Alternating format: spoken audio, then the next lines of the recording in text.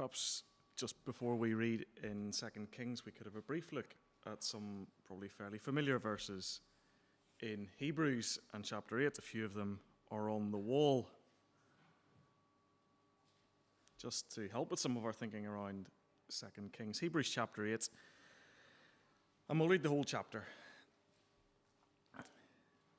Now, the point in what we are saying is this: we have such a high priest, one who is seated at the right hand of the throne of the majesty in heaven, a minister in the holy places, in the true tent that the Lord set up, not man. For every high priest is appointed to offer gifts and sacrifices. Thus it is necessary for this priest also to have something to offer.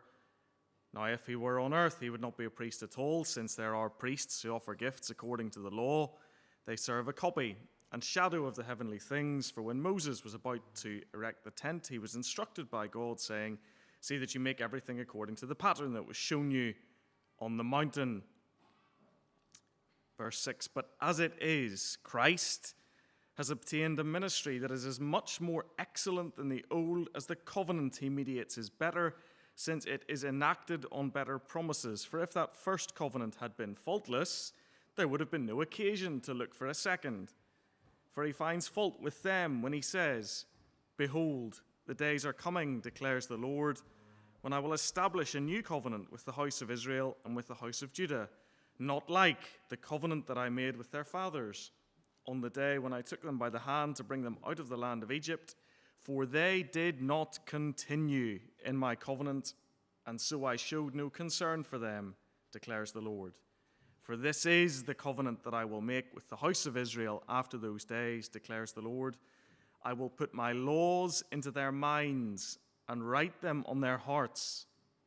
And I will be their God, and they shall be my people. And they shall not teach each one his neighbor and each one his brother, saying, Know the Lord. For they shall all know me, from the least of them to the greatest. For I will be merciful toward their iniquities, and I will remember their sins no more." And we trust that God will bless the reading of his word. Just to flick back maybe if you can to 2 Kings. We'll not read there just yet. But to come back maybe to some of the things that Hebrews chapter 8 brings before us.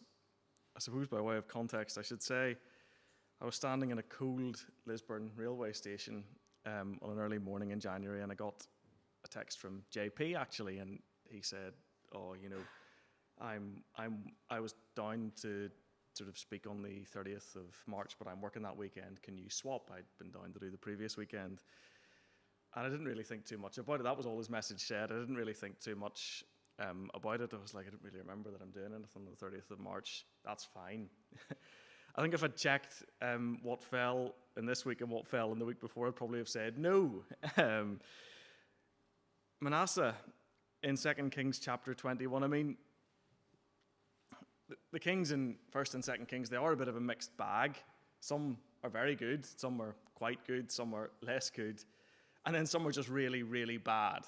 And Manasseh is one of those kings. He's a really, really bad king. I mean, there's that summary in verse 2. He did what was evil in the sight of the Lord, according to the despicable practices of the nations, whom the Lord drove out before the people of Israel.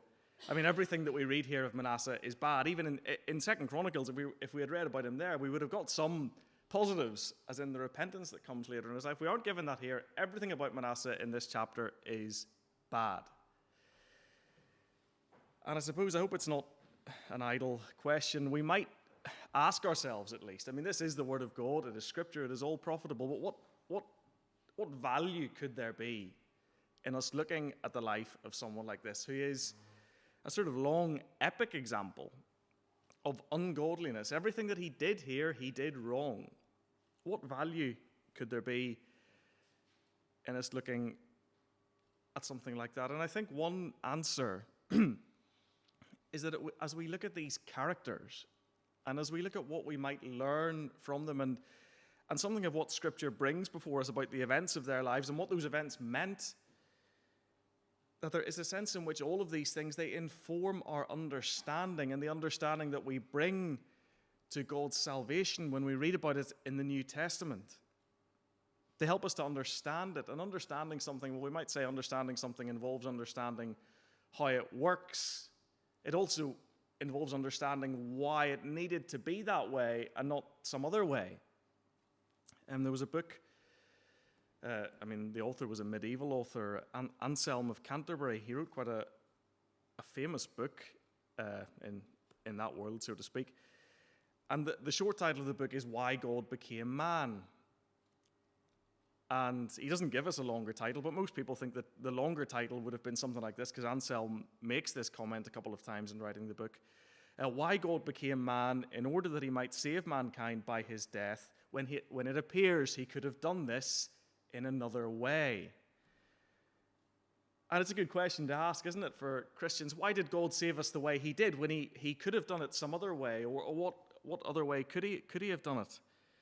And why did God do it this way and not some other way? And there's a sense in which that is part of our maturing understanding, isn't it? Perhaps for all of us, we might think of just that simple plea of the thief on the cross, simply, Lord, remember me.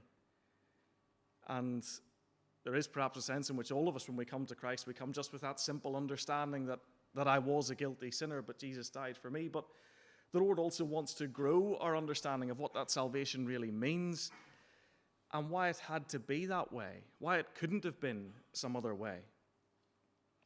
And I think just as I was reading down and looking at some of what we see in Manasseh's circumstance, they do bring certain aspects of the new covenant to light, and why, whenever the Lord saves you and me in the way that he does, why he couldn't have done it in a different way, and why no other way would have done.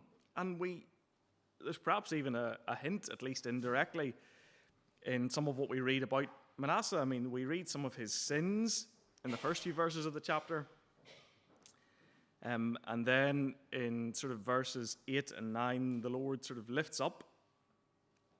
Indeed, he lifts up. He takes up this notion of the covenant. I will not cause, verse 8, the feet of Israel to wander any more out of the land that I gave to their fathers, if only they will be careful to do according to all that I have commanded them and according to all the law that my servant Moses commanded them. But they did not listen, and Manasseh led them astray. And it begins at least to hint at there's a sense in which Manasseh is kind of a key development in this history of God's dealings with Israel, that the Lord at this point says, this is finished. And that even the epic revival led by Josiah afterwards doesn't seem to change that this comes a point in which the Lord's dealings, he draws a line under it, and he'll begin to explain that I'm bringing disaster upon Jerusalem and Judah. He says in verse 14, I'll forsake the remnant of my heritage, give them into the hand of their enemies. They shall become a prey and a spoil to their enemies, because they have done what is evil in my sight and have provoked me to anger since the day their fathers came out of Egypt, even to this day. And there's a sense in which Manasseh kind of represents this overall verdict on God's dealings with his people and on this whole kind of arrangement. And it brings out to us, or certain features of Manasseh's experience and what we're told here bring out to us certain things about the new covenant. And really just three things that maybe occurred to me: that the new covenant, it must depend on God and not on us. And it must link earth and heaven. And it must be radical, it must deal with our hearts. It must depend upon God, not on us. It must link earth and heaven. And it must deal with our hearts. And all of that's brought out in Hebrews chapter 8, and we can maybe come back to that in a moment. But first of all, that it must depend upon God. Manasseh, his name means he caused to forget. It's one of the name of one of Joseph's sons in Egypt, that Joseph was caused to forget all the evil that had come upon him. Manasseh's name means he caused to forget. Now, I suppose names are what they are. In a sense, he did live up to it very well, Manasseh. He must have known, whether he was alive, he perhaps wasn't alive at the time himself, but he must have known about God's deliverance of his people from Assyria and about these great lessons that Hezekiah learned. We've been thinking about them, haven't we? How long and how hard those lessons were. And, something like what Hezekiah says in chapter 19, in verse 19, he says, Now, O Lord our God, save us, please, from his hand, from the hand of Assyria. that all the kingdoms of the earth may know that you, O Lord, are God alone. And this was the whole lesson that Judah was supposed to teach the world, and it had been seen in their experience. There was no... Manasseh didn't need pie in the sky to know that, and yet he forgot about it. In the fullest sense, he seems to have thrown that to one side. All that his father learned and all that his father experienced of God, he throws it away. And he is then, in his own small way, a lesson in human inconstancy, isn't he? And we begin to get that. I suppose we are now coming to the end of 2 Kings, and we get that sense reading it, that we have these enormous swings back and forwards, that you'll have someone who appears as a really godly character and takes loads of positive steps, but then the next person swings back the other way. I mean, we were thinking this morning, weren't we, about David and about how David is this example, and David's own son, who had, he wasn't very far away. David's son, Solomon, started off so wise, and then he begins to fall into this catastrophic idolatry. There's this sense always of swinging back and forward. And the good beginnings, they never last, they never stick. Someone like Hezekiah, you'd sort of think, great, the nation has discovered God again, they'll keep going this way, and it doesn't stick. And there does seem to be a broader point there, doesn't there, in this lesson that even we begin to learn, as soon as God makes that covenant with Moses, just to read briefly, you don't need to turn to it, but in Exodus chapter 19, the Lord speaks to his people about, says, you've seen what I did to the Egyptians. I bore you on eagle's wings. I brought you to myself. If you will obey my voice, keep my commandment, you shall be my treasured possession. And they had seen it. It was in their experience. They knew God's salvation, and they make the commitment on the basis of that, don't they? They say a couple of chapters later, Moses takes the blood, he took the book of the covenant, read it in the hearing of the people. They said, all that the Lord has spoken we will do, we will be obedient. Moses took the blood, threw it on the people, and said, behold, the blood of the covenant that the Lord has made with you, in accordance with all these words. And yet so swiftly after that, they fall into this idolatry, into the golden calf. We think they might at least have lasted a few years. And we might think that a king like Hezekiah, that it might at least have stretched into the next reign. And there's that sense in which we see, reading these characters, just how vicious all these swings are. And Jeremiah, that might be the phrase that perhaps our minds turn to. He didn't come much later than this. And he makes that comment, doesn't he, about the heart being so deceitful and incomprehensible. And that is our heart too, that if we look at all these characters, there's no consistency and no resilience in staying put, in following God with them. And that's not, we don't say that to sort of point at them as if they were different from us, because there is that sense as if our relationship with God depended upon our ability to continue unaided in what God gives us to follow, it would never work. And that is just a simple lesson that we've been learning from looking at these kings, isn't it? That if all of this, if God's arrangements and how he deals with us depended on us being able to hold to them, if that was what they hung on, they would never work. That it must, when we come to these verses quoting from Jeremiah and Hebrews 8, that it must depend on God and not on us. And it must also, when God, the new covenant that the Lord makes with us, it must link earth and heaven. Manasseh did a lot wrong, but this passage does bring out certain things that he did wrong, and certain quite specific things. You get that summary verse in verse 2. In verse 3, he rebuilt the high places that Hezekiah his father had destroyed, and he erected altars for Baal and made an Asherah, as Ahab, king of Israel, had done. He worshipped all the host of heaven and served them. And he built altars in the house of the Lord, of which the Lord had said, in Jerusalem will I put my name. And then, just in case we hadn't made that point, the historian just underlines it for us, doesn't he? He says, he built altars, verse 5, for all the host of heaven in the two courts of the house of the Lord. A bit further down, the carved image of Asherah that he had made, he set in the house of which the Lord said to David and to Solomon his son, in this house and in Jerusalem, which I have chosen out of all the tribes of Israel, I will put my name forever. With Manasseh, it seems to be important, this idea of worship and what he worshipped and where he worshipped it. What he worshipped and where. He worshipped the host of heaven, and he did so in the house of the Lord. The host of heaven, I mean, it's worth maybe just pausing briefly on that term. I suppose it's not maybe a phrase that I would necessarily use, or perhaps you either. I mean, what it means is brought out perhaps by other scriptural references. Back in Deuteronomy, the warnings given to the children of Israel: beware lest you raise your eyes to heaven, and when you see the sun and the moon and the stars, all the host of heaven, you be drawn away and bow down to them and serve them, things that the Lord your God has allotted to all the peoples under the whole heaven. When we talk here about the host of heaven, what it means is worshipping the stars. Astral worship is sometimes the term that's used, and it was common enough in the ancient Near East, perhaps slightly more common than we might think today. But it's this notion of some sort of celestial bodies, and you worship them. That's what it means when it says that Manasseh worships the host of heaven. And of course, Scripture sometimes deliberately uses terms in a particular way. That same term, heaven, I mean, it can just mean the whole firmament, the canopy above us, or it can mean the dwelling place of God. And they're two quite different things, aren't they? And the difference is important. But not only did Manasseh worship the host of heaven, he did so in the temple. And Kings is concerned to underline to us just where he did it.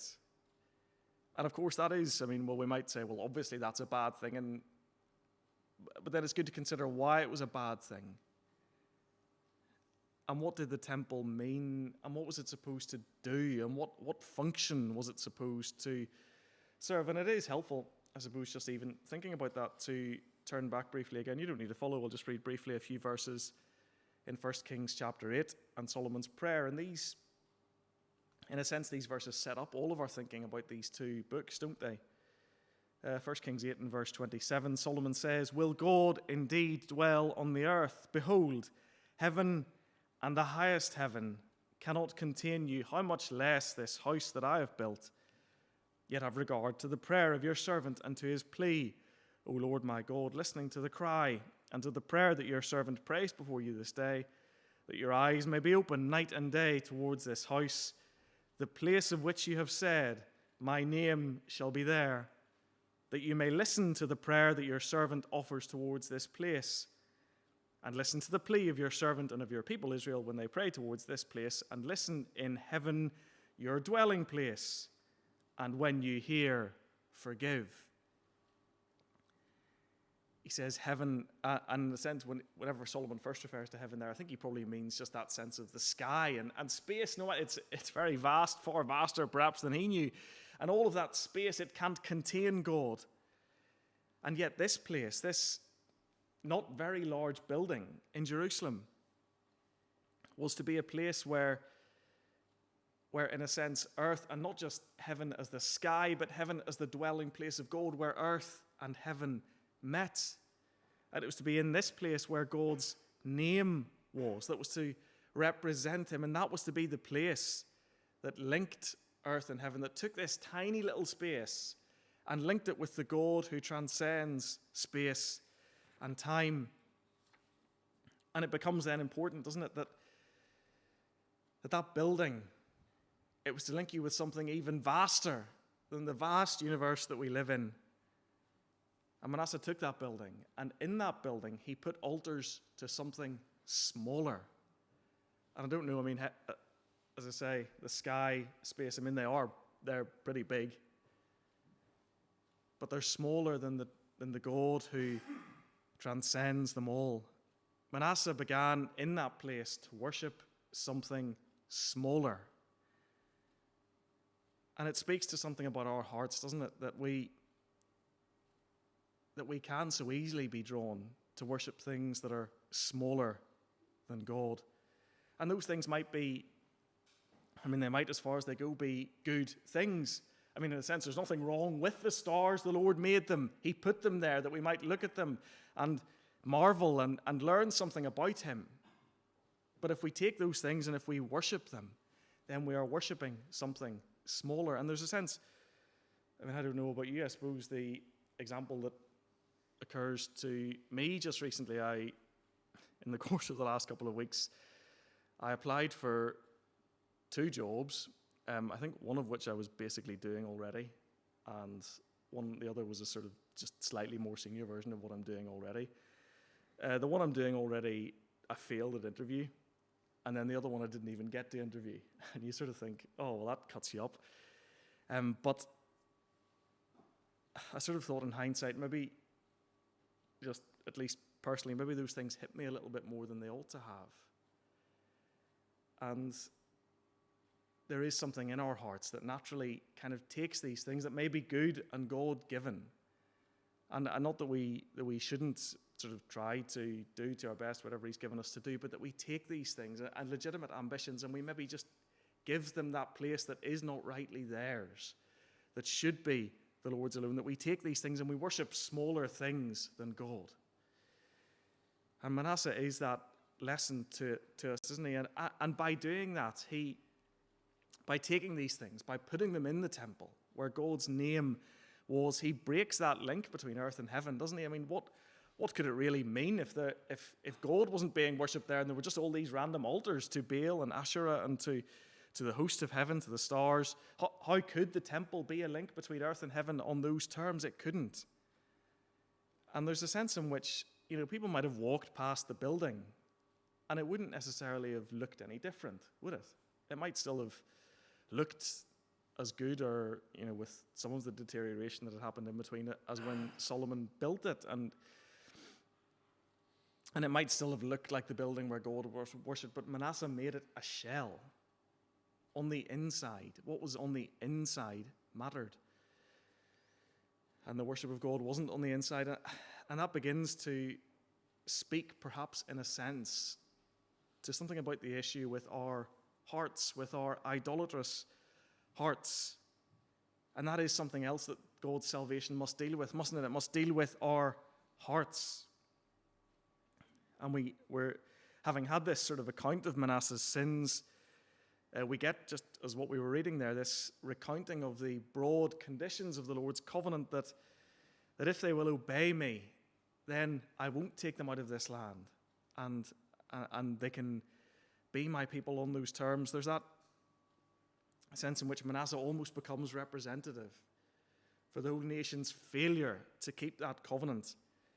And it's even just, there's a slightly extended description really of the disaster, and the Lord refers to, in verse 13, the measuring line of Samaria, the plumb line of the house of Ahab. God's consistent righteous standard. He couldn't judge Israel by one standard just shortly before this and then judge Judah by a different one. By his law, by his commands, by God's righteousness. And there is just that sense in which we get reading it, don't we, that if our relationship with God was to depend upon our ability to hold to the standard that he puts in front of us, that it could not work. It didn't work. We see here that it did not work. And it did not work because there's something wrong here. There's a sense in which the temple, as far as it was, it could perhaps in a sense provide for what I had done. Solomon talks in his prayer about when they sin, when they return to you, when they pray towards this place, hear and forgive. The temple could, in a sense, provide for what I had done. It could not provide for what I am. And that is kind of where it all goes wrong, isn't it? Because in the heart there is something that's wrong. And that even the good intentions there, they don't last, they don't stick. And again, that speaks to our experience, doesn't it? It's perhaps something that, in a sense, we can only really discover as perhaps we have known something of the Lord's salvation and begun to know something of it, that over time we begin to be confronted with aspects of our own hearts that seem so steadfastly opposed to him. I mean, you'll know yourself kind of those, when something catches you on a bad day or just at the wrong moment, and we see something inside us, and it's almost like you look in the mirror and just you get that glimpse of something looking back at you that you don't like. that is your sin and that is my sin. And we don't necessarily see that when we come to Christ and just know that we have done these wrong things, we are guilty, we need a salvation, and the Lord doesn't require us to know that. But as he deals with us, as he teaches us, and as we perhaps just learn a little bit more of his word and of his standard and what his righteousness means, we begin to see, looking back at us, that the problem is not just what I have done, it is what I am. It is here. It is this heart that is opposed to him. And if God is to save me, if he is really to save me, if his salvation is to be realistic, it must deal with in here. He must be radical. And he must deal with our hearts. And just to flick back, I should have maybe said keep a finger in there, but to flick back to Hebrews in chapter 8, it speaks to what we need. I mean, these verses about Manasseh, they are depressing, aren't they? It is a depressing account, and so it should be. But it's interesting, Manasseh died, we think, maybe around 640 BC, and just about 20 years, 30 years later, Jeremiah's ministry begins. And it's Jeremiah 31 that's quoted here in Hebrews chapter 8. But we begin to see that sense in which God's new covenant that deals with these things. That we have that brief reference at the beginning of chapter 8 to having a high priest in heaven. That you and I now have a high priest in heaven. We have someone to represent us there. And therefore that link cannot be broken. The link doesn't depend on you or I, on something that we can do, but that we have a man representing us in heaven. And the hymn puts it well, doesn't it? That while in heaven he stands, no tongue can bid me thence depart. That link doesn't depend upon us. We have a man in heaven, a high priest seated at the right hand of the throne of the majesty in heaven. That link cannot be broken. And we have a covenant that doesn't depend upon us. And that point is made, isn't it? In verse 8, I will establish a new covenant, not like the covenant that I made with their fathers, for they did not continue. Not that they had no good intentions, not that they could never do anything good. There were all those examples of such behavior, but they did not continue. They were not constant. They could not stick. And so the Lord makes a new covenant.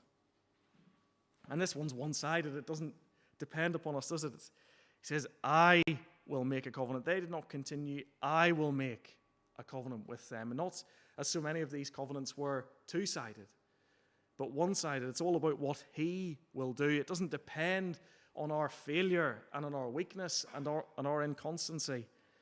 God undertakes, and it deals with our hearts. And what would we have if it didn't? What could we point to if the Lord hadn't done something about what's in here? He says, this is the covenant that I will make with the house of Israel. I will put my laws into their minds. I will write them on their hearts. I will be their God, and they shall be my people. He must get to he must be radical in that sense that the word really means, about getting to the root of something. He must get inside us. He must deal with our sinful hearts, and nothing less will do. And I hope that does help us. I mean, we sort of look at, as I say, we might look at something like Manasseh and be depressed. We might look at ourselves and be depressed. We might look at, even in that sense in which we might perhaps have some level of encouragement in our lives for the Lord, and then we just see something of our sin, and we see something of our failure, our weakness on the one hand, and our rebelliousness on the other. I mean, both those things. And it's important for us to know that the salvation that God has for us deals with those things. It meets us where we are. It is realistic. It couldn't be. What good would it be if it wasn't? And how we need his grace. And then there is that promise at the end that when we, as we all will, make these mistakes, that we need his grace to change us. But for those sins, it says in Hebrews 8 verse 12, I will be merciful towards their iniquities, and I will remember their sins no more. Manasseh, well, he didn't remember very well, did he? He wasn't very good at remembering. But then the Lord pledges not to remember our sin. And he pledges also to change us and to give us a salvation that we really need. And perhaps in all these characters, as we look at them, they must in the end point us to something else and something better that we have. And may God give us grace and continue to work in our hearts in the week ahead. And may He bless His word to us.